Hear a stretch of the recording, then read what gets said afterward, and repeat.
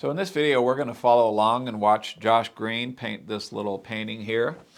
Josh came to Austin and took a private class from me, and now he's back home, and this is a painting that he has just finished, and he's sent me some shots of his work in progress, and we're just going to go through them, and I'm going to give you my thoughts.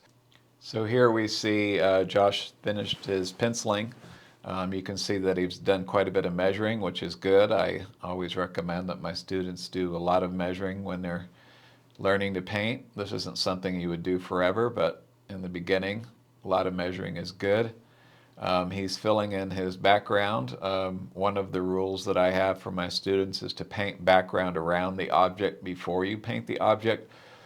It makes a massive difference in your ability to see what it looks like. And now he's starting to fill in the blacks of the chick on the right, but also on the glass jar or whatever it is. And I wouldn't bite off more than you could chew, and I would probably had told him to focus on one thing, which is what he's now doing by finishing this jar. Now this jar, because it's glass and it's reflective, it's just not going to look right.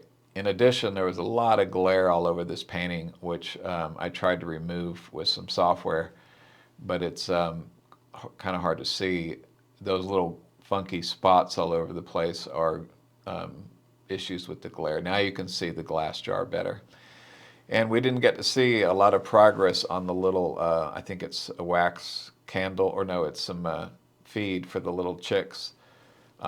But I think his jar came out fabulous. I think that the little glass with the feed in it looks great.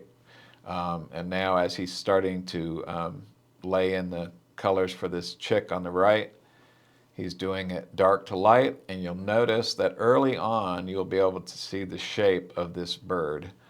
And so it all sort of makes sense to your eye as you're filling it in. If you're just jumping all over the place and painting lights and darks and everything, then you don't see the form of the object as you paint it.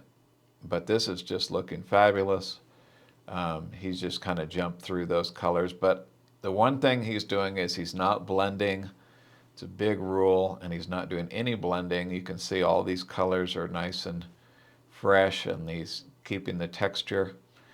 And as he's painting in this chick on the left, he's putting in the shadows first, more or less, but he's now putting in these highlights.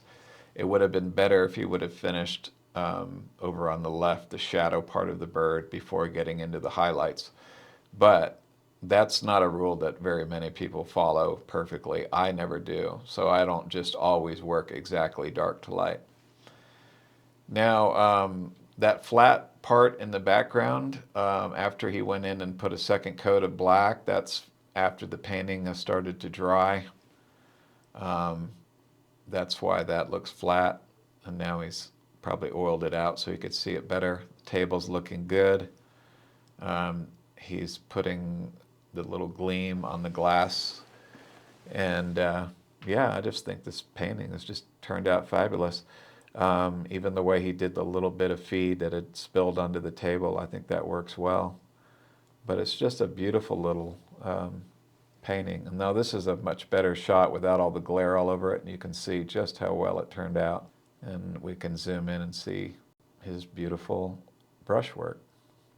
Oh, I just wanted to let you know we are about to be in production of our Never Dry palette box, and this is going to be a revolutionary product, I believe, at genevafineart.com. This box is a box that you can put 2 palettes full of oil paint in the box, and your paint will never dry. It might dry after 6 months or something, but basically you can put it in there for months and it will stay wet as long as it's in that box. You can pull it out, work with your paint, and then put it back in there at the end of your painting session, and then you never have to worry about paint drying again.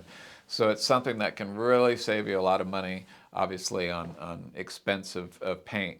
But it's really, I had built a prototype. It's fully tested. It works fabulous. It's really something that I think is going to be really exciting.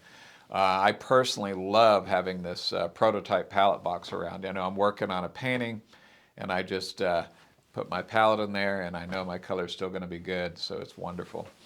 All right, thank you guys so much for watching, and we'll see you in the next one.